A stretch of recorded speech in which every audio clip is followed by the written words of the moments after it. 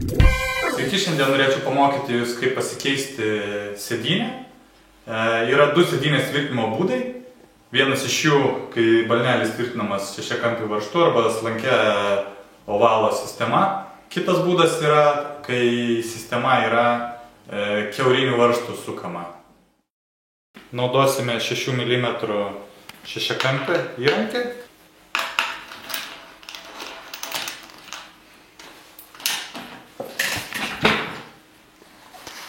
Ir nuėmėme balnelį.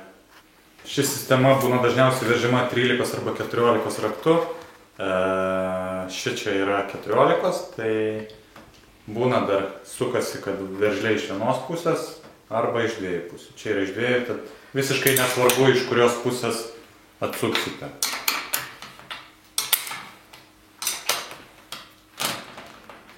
Tiesiog atlaisvinus, visa šita sistema nusiima nuo balnelio stovo.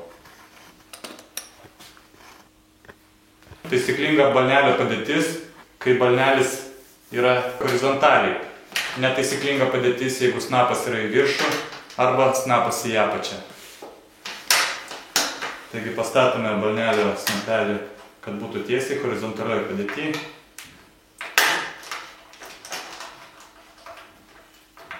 Ir priveržiame.